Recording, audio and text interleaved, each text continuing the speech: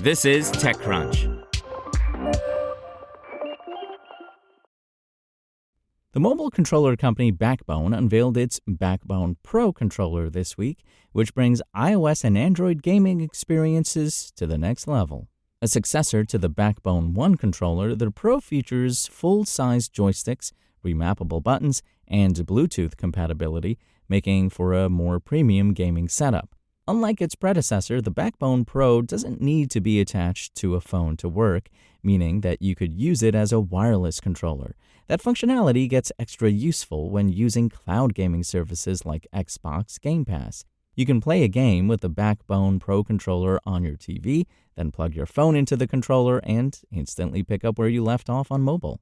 Our thought is gaming should be a lot more straightforward, founder Maneet Kaira told TechCrunch.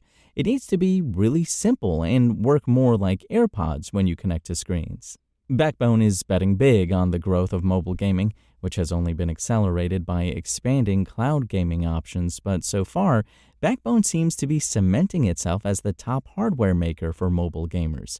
It also helps that Backbone is teaming with celebrity investors like Ashton Kutcher, The Weeknd, Mr. Beast, Post Malone, and Amy Schumer, as well as gaming insiders like Discord founder Jason Citron. But as someone who doesn't use Xbox Game Pass or similar cloud subscriptions, I never quite understood the hype around using a smartphone as a gaming device. I already have a Nintendo Switch, a device specifically made for gaming, as opposed to my iPhone, which is designed for a bazillion other things.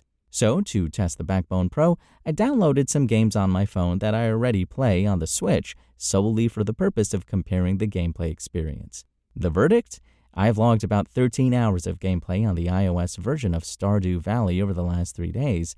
I'm not fully sold on mobile gaming. Answering texts while playing a game is kind of annoying, but I have to say, I'd much rather sit on the couch with the Backbone Pro than the Nintendo Switch, which prioritizes screen size over comfort. The Backbone Pro shines in its ergonomics. Sometimes when you pick up a new iPhone, it feels familiar yet slightly off, and it takes some time to get used to the feel of the new device before the differences stop being noticeable.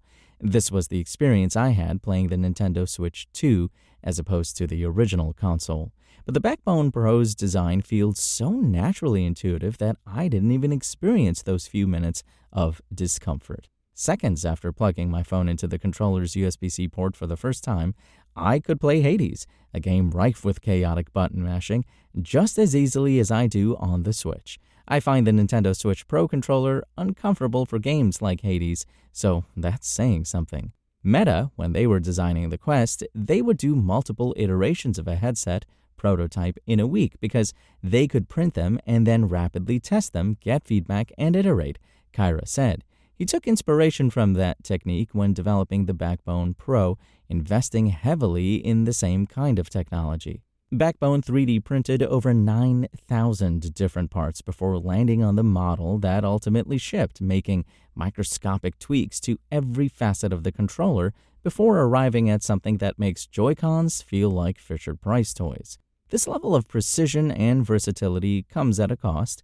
The Backbone Pro retails for $169.99, which is a bit steep considering that you could buy a refurbished Nintendo Switch Lite for the same price. But for serious players who need that cross-device functionality, the Backbone Pro could be worth it.